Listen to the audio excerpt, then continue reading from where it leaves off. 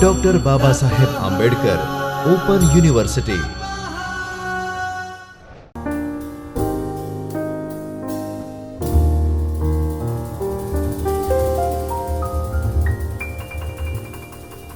Namaskar. Welcome to Dr. Babasaheb Ambedkar Open University Video Aids Lecture Session. I, Dr. Nikita Gadani, welcome you all in this session. Today we will talk about the short story of Paper 4, Idgah by Preamchand. As we all know that grades don't measure intelligence and age doesn't define maturity. Today we will understand how a little boy faces all hurdles of his life with smiling face.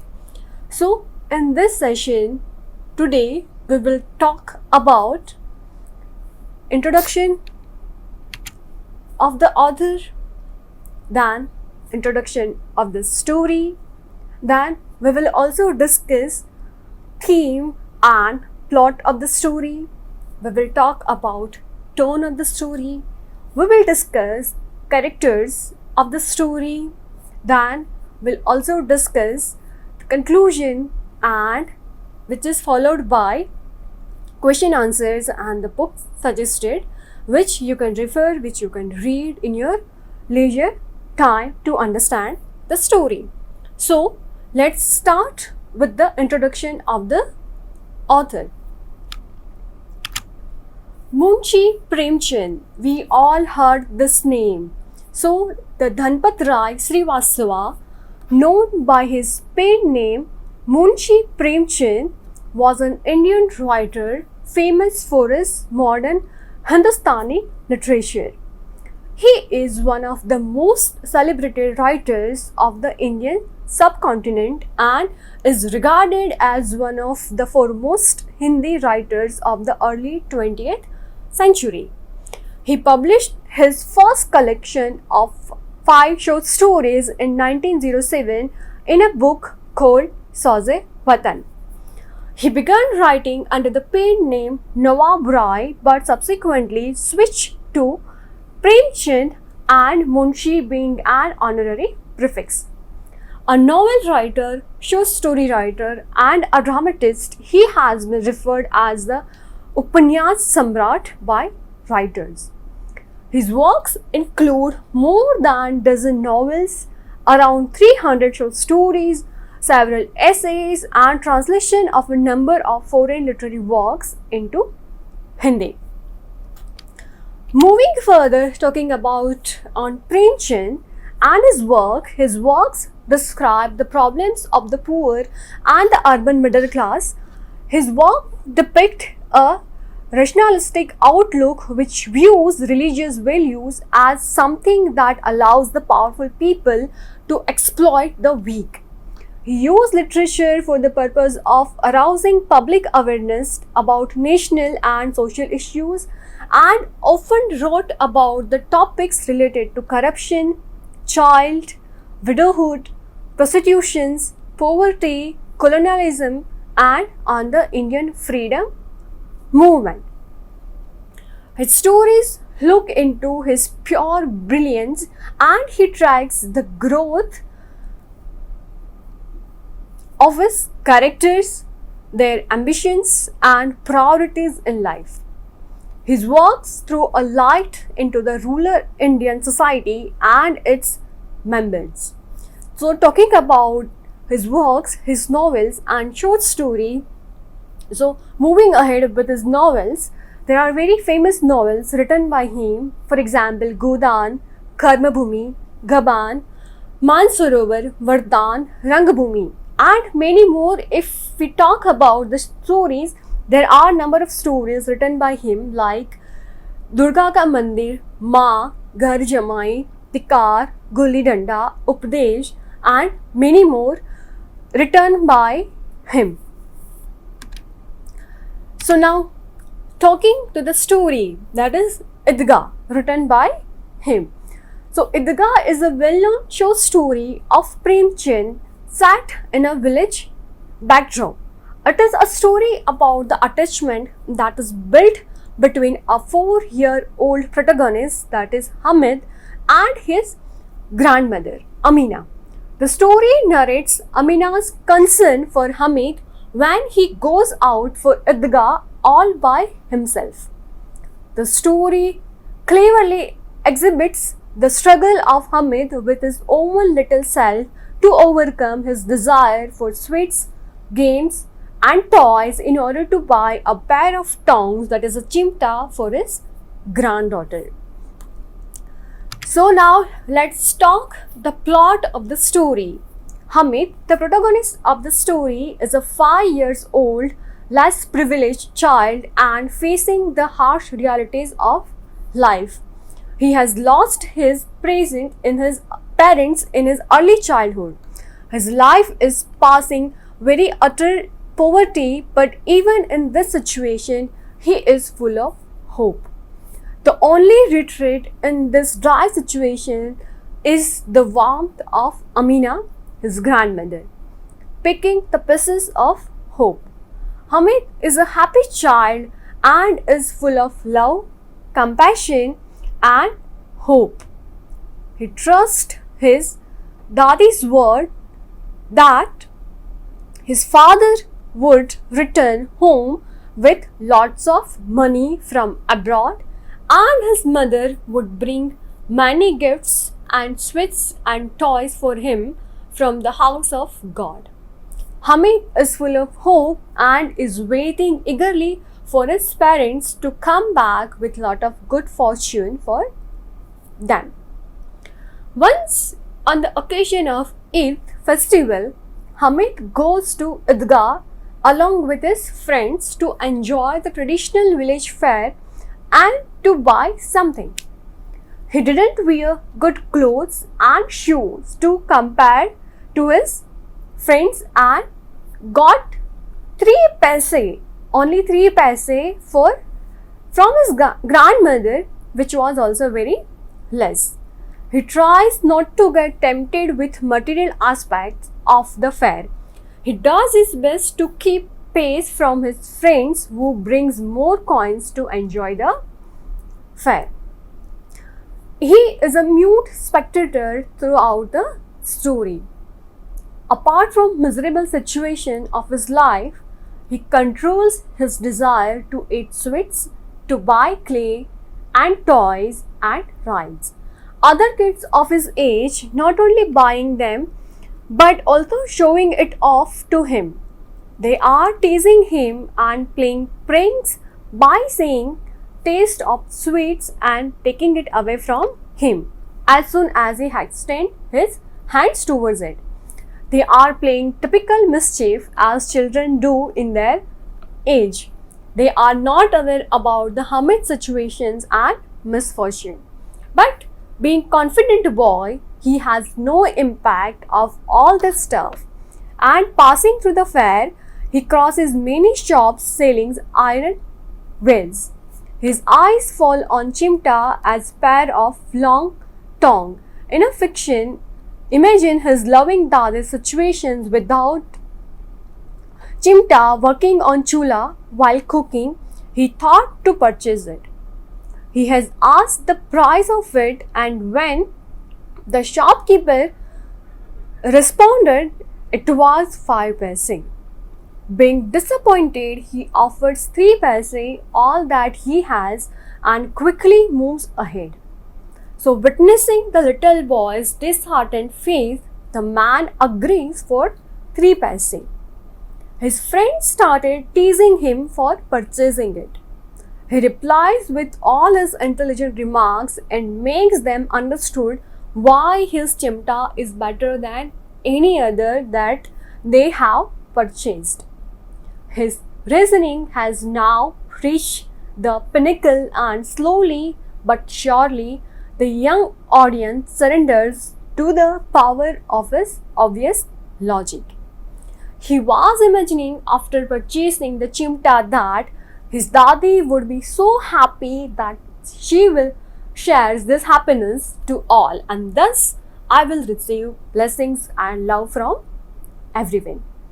So after returning home, when he shows Amina what he bought from the fair. At first, she is shocked and annoyed by his stupidity. That instead of eating anything or buying a toy, any toys, or eating any sweets at the fair, he has purchased a chimta. But when Hamid openly tells her why he had brought this precious gift that would save her fingers from getting burnt when she cooks, Amina is simply overwhelmed with emotions and breaks down in tears. The scene and the sequence and the story is handled with great maturity by the author. The emotions and values that generally takes back in the fast city life, but in the story, importance of the emotions and intimate is well portrayed. The little boy's maturity, compassion, emotional intelligence, empathy teaches us that the most important wisdom of life. The story teaches us no matter what the situation is in our life, we need to learn to face it with enthusiasm and smile. Moving further, talking of the tone of the story is set in the countryside of rural India. The story is characterized by distinctive Preamchand style where the narration comes straight from the heart of the protagonist, a 5-year-old Muslim boy. The tone of the story is rural, rooted deep into the flavor of Indian villages and peasant life. At times, story depicts a satirical and teasing tone which is mostly used to foreground the conversation between friends. Use of vernaculars are deeply connected to the social culture and setting in which they are used. At the morphological level, author has cleverly used words in order to maintain the rural tone in his story. On several occasions, he has used distinctive words which reflects that the characters emerge from a rural depth. Now, we'll talk about the critical analysis of the story. Idgah is a very powerful story written by Munshi Premchand, a well-known Indian writer. It casts a strong impact on the minds of the reader.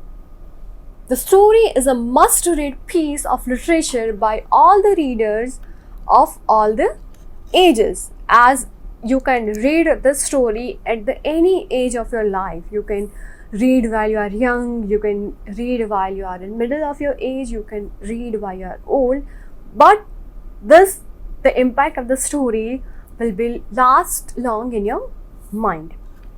Hamid, the hero of the story, is a small boy of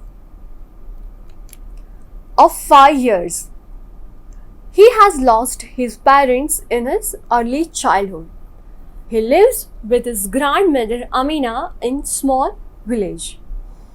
Literally, hand to mouth, the duo are passing their days in utter poverty. Old Amina tries to fulfill their daily needs doing some needlework for others. Still, Hamid is a happy child and is full of love and compassion. Once, on the occasion of Eid, Hamid goes along with other children of the village to offer namaz and then enjoy the tour of the traditional village fair. As we all do this when we go to the fair, we enjoy the things, we enjoy the rides, we buy some toys, we buy some sweets in the fair to enjoy the festival. The boys are more excited than the others. Some of them kept only one fast and that only till noon. Some didn't even do that, but no one can deny them that the joy of getting to the Idgah. For them To keep fast is not important, but to enjoy the festival is much important, as they love toys, rides, and sweets. However, the story also depicts the poverty of Hamid, as he doesn't have new clothes and shoes like other children. Unlike his friends who gave enough pocket money to spend on toys, sweets, and rice, when they count, Muhammad counts 1, 2, 10, 12. He has 12 paise. Mohsin has 1, 2, 3, 8, 9, 15 paise. Out of this countless hoard, they will buy countless things. For example, toys, sweets, pipes, rubber balls, and much else, while Hamid has only 3 paise, as Idi is in all to spend, which his Dadi could hardly spare. Still, he is very happy and full of excitement. We all know that when the children they go out in any kind of affair, they are so excited to buy something. They are excited regarding toys and sweets and other things, and they also carry some money as well. But here, in the contrary, Hamid has only 3 paise compared to his peer groups. So the element of hope is well presented in the story, as Hamid keeps on hoping and thinking that when his father comes back with sacks full of silver and his mother with gifts from Allah, he will be able to fulfill all his heart's desire. Then he will have more than Mohammed, Mohsin, Noori, and Sami. So this shows that by keeping hope, he starts to enjoy the present situation with smiling face. And that the lesson that we all should learn, that like every time we have complained regarding our life, that I don't have this thing, I don't have this thing, I'm not happy with whatever I'm doing, or any other thing, any other situations in our life. On an average, we have some complaints regarding our life. So we need to learn from this small boy that he does not have anything. He lost his parents, he does not have a good life, but still he keeps hope that one day everything will be smooth and fine. So that we also need to learn that, and we need to be positive about our life. Though he didn't have shoes to wear, but his smile is an ornament for him amongst his friends. So control over the temptation is quite visible in the story, as his all friends, they are so tempted towards sweets and clay toys and any other things. The boy Hamid does not want to get tempted towards this thing. Little Hamid is also very much tempted with the exclusive beauty of the toys, but his wisdom prevents him to spend his small amount on these perishable things. So apart from buying toys and sweets, he bought chimta for his dadi.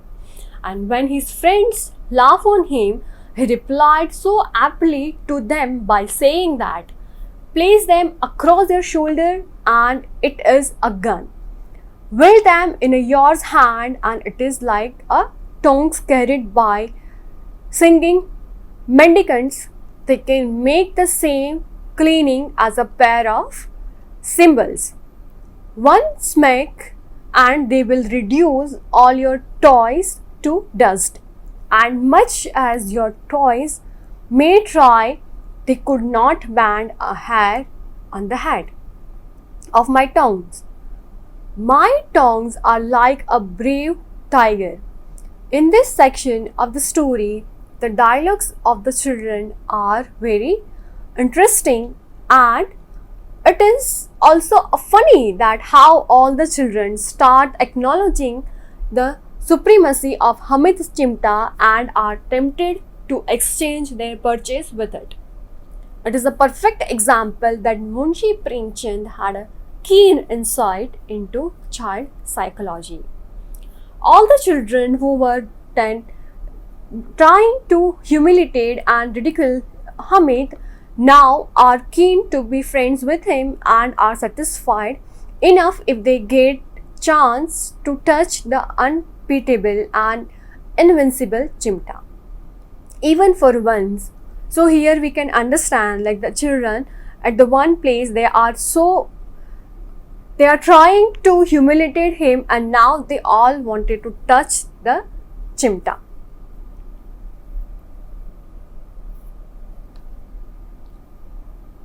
The story is an unparalleled saga of a small child with extraordinary wisdom and maturity better than any adult.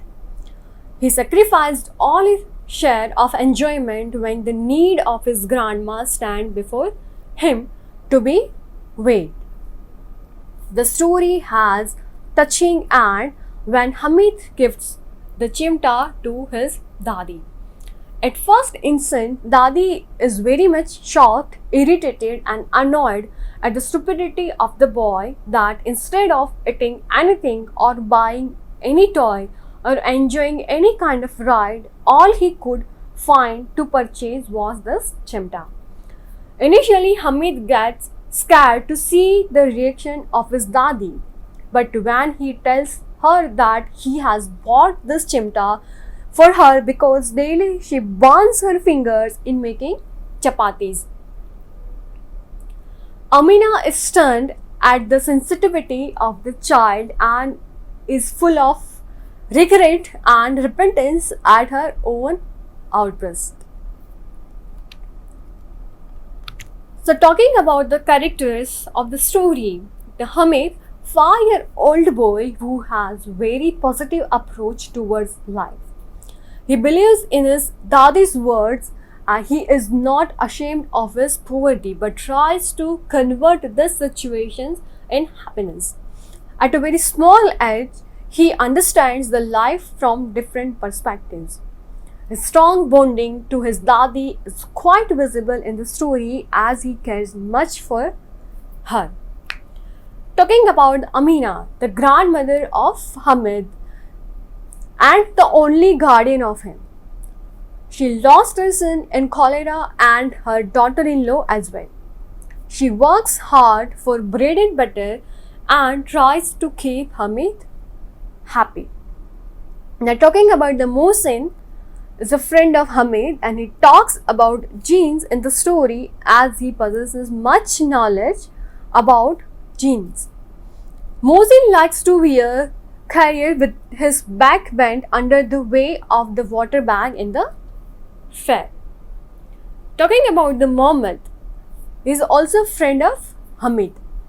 He buys a policeman in a khaki with a red turban on his head and a gun on his shoulder. He says that policeman will guard his house. So now moving ahead with the another character and the story as a Noori. So he is fallen for the lawyer in the fair and wants to buy it, while Sami buys washerwoman in the fair. So now moving with the conclusion portion of the story, that what you have learned in the story. So we talked about the plot of the story, unique features of Preamchand's writing through the Idgah, the story. We also talked about the tone of the story and the character of the story in detail. So now moving further with the questions and answers of the story and the book suggestions. So there are many questions that you can get from this unit. For example, there are short notes. One that is character sketch of Hamid. As we talked about it, that Hamid is a 5-year-old boy who lost his parents but still very positive about his life. He faced many hurdles but still keeping hope in the story. So that you need to write about this in your answer. The second summary of the story, that is Idgah, that you need to write the plot of the story that you have understood. You can read, you can listen as well. Tone of the story that we have also talked about in this session. Then you might get the long questions of this unit. For example, discuss the theme of the story in your own words.